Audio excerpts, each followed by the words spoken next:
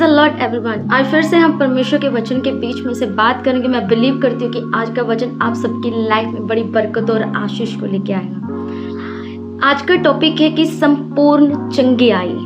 आपको पता है कि कई बार हमें जब हम चंगियाई के लिए परमेश्वर के पास आते हैं, जब हम परमेश्वर को खोजना शुरू करते हैं, कई बार चंगियाई आपकी उसी जगह पर टिकी रहती है।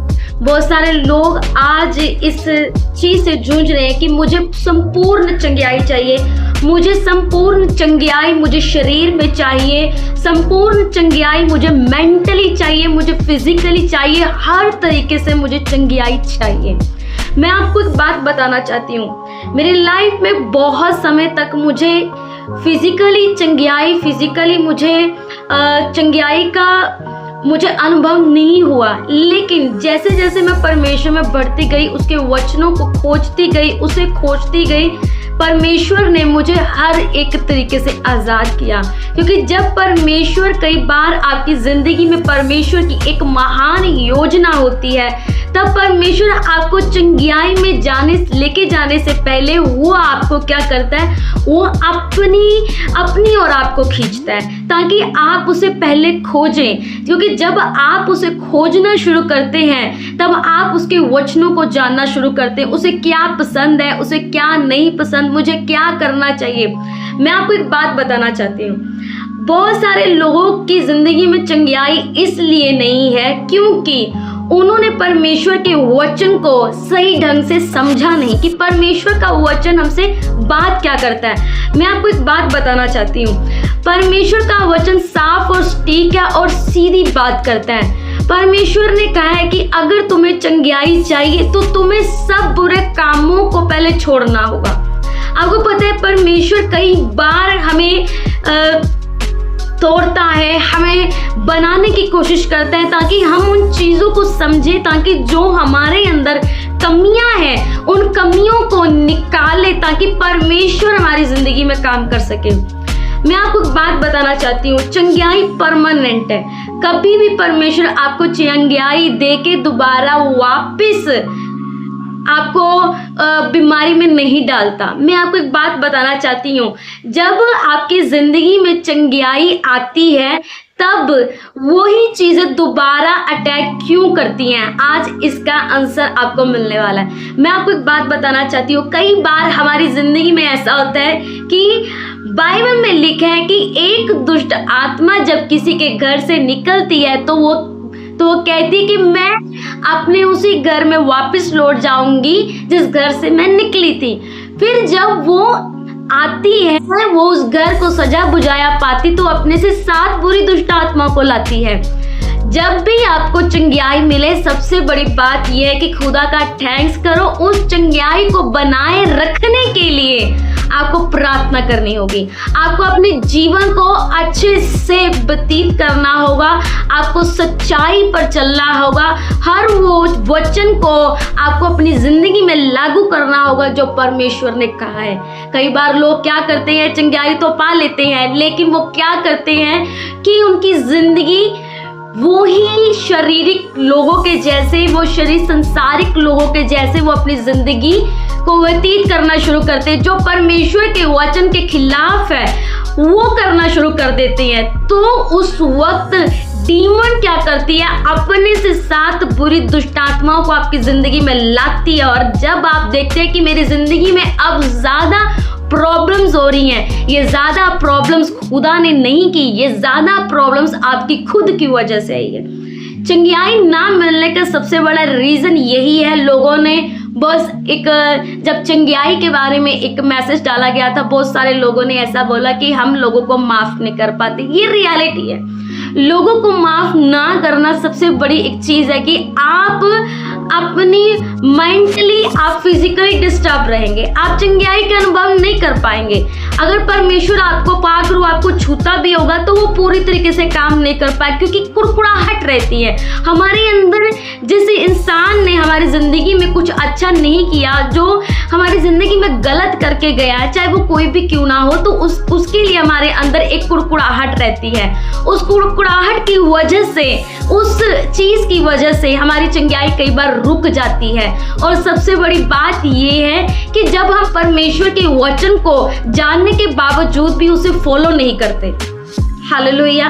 बाइबल में ऐसा लिखा है कि परमेश्वर आपको सही मार्ग दिखाने के लिए आपको ताड़ना देता है, आपको समझाने की कोशिश करता है, लेकिन कई बार हम हठीले बन जाते हैं कि क्यों वचन को जानने के बावजूद भी कई बार हमारी आत्मा ढीठ हो जाती है। आपको ये समझना होगा, जब तक आप इन चीज़ों को अपनी ज़िंदगी से नहीं निकालोगे, दुष्ट आत्मा आप पर वार करता रहेगा, बीमारियां आप पर वार करती रहेंगी, क्योंकि बाइबल का मेन सिद्धांत यही है कि अगर आपको कुछ चाहिए तो आपको परमेश्वर के वचन को मानना पड़ेगा, अपनी जिंदगी में लागू करना पड़ेगा।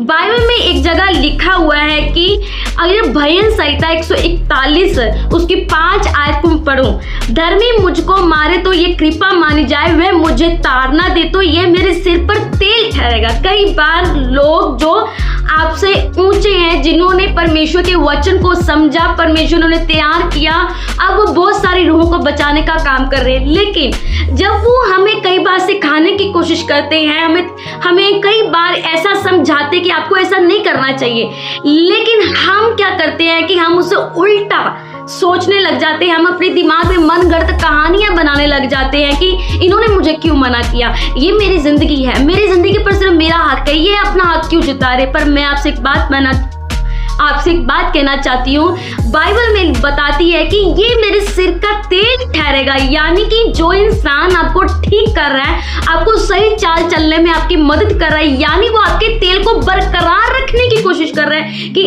आपका तेल बना रहे, आपका अभिषेक बना रहे। चोर चोरी करने, घात करने और नष्ट करने के लिए आएगा।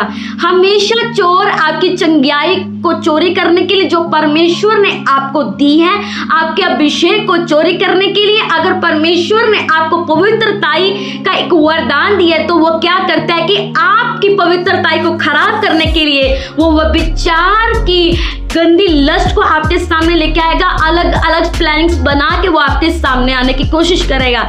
लेकिन आपको समझना पड़ेगा कि शैतान क्या करता है, चोर चोरी करने के लिए आता है, वो आपकी चोरी वो सीधा सामने नहीं आके करेगा, आपको पता भी नहीं चलेगा कब चोर आपकी चोरी करके ले गया। मैं आपसे एक बात कहना चाहती हूँ, चुगली करना बंद करें। आपको एक बात बताती हूँ, बाइबल में लिखा है कि अपने पड़ोसी की चुगली ना कर, ना उसकी बुराई को सुन। लेकिन मैंने अक्सर देखा है, मैंने अपनी लाइफ में देखा है कि जब हम चर्च से बाहर भी निकलते हैं तो हम बुराई करना शुरू कर देते हैं। अगर हम किसी अपने पड़ोसी अगर अच्छा नहीं है तो परमेश्वर से प्रार्थना करो, दैट्स इट। परमेश्वर से उसको सुधार सकता है, लेकिन हम क्या करते हैं कि अपनी जुबान से बुराई करने की कोशिश करते हैं, बुरा बोलने की कोशिश करते हैं। वही बुराई, मैं आपसे एक बात कहना चाहती हूँ, आपके लिए घातक सिद्ध हो सकती है। हमें कई बार लगता है कि ये इतनी छोटी छोटी बात मुझसे नहीं होता, लेकिन छोटी छोटी बातें ही आपको सही बनाती हैं, और छोटी छोटी बातें ही आपके अभिषेक को बरकरार रखती हैं। आपके अभिषेक को बनाए रखने के लिए इन छोटी छोटी बातों पर ध्यान दो। सबसे बड़ी बात है कि मैं आपसे बात कहना चाहती हूँ कि अपने सिर का तेल को बरकरार रखें, अपने अभिषेक को बनाए रखें, इसे घात ना होने दें, क्योंकि चोर कभी भी चोरी करने के लिए आपसे पूछे बगैर आएगा, वो चोरी करके ले जाएगा। हालेलुया। बहुत सारे इंसान आपकी लाइफ में ऐसे जुड़े होते हैं जो आपके अभिषेक को चोरी कर रहे होते हैं, लेकिन आपको पता ही नहीं। अपनी जिंदगी में ऐसे इंसानों को अलग करो जो आपके अभिषेक को बनाए रखने में आपकी मदद नहीं कर सकते, आपकी सहायता नहीं कर सकते, जो आपको परमेश्वर में बढ़ने में आपकी मदद नहीं कर सकते, आपको इनकरेज नहीं कर सकते, आपको उत्साहित नहीं कर सकते। उन लोगों को अपनी जिंदगी में रखने का कोई फायदा नहीं है। उन लोगों को अपनी जिंदगी से बाहर निकालो, ताकि परमेश्वर आपको बना सके, ताकि परमेश्वर आपको चंगाई दे सके। मैं बिलीव करती हूँ छोटा सा मैसेज आप सबके लिए बड़ी बरकत और आशीष का कारण ठहरा होगा। ज़रूर इस बात को समझें। बिलीव करती हूँ कि आपने इस छोटे से मैसेज के द्वारा बहुत कुछ समझा होगा। ज़रूर इस मैसेज को दूसरों के साथ शेयर भी करें। God bless you.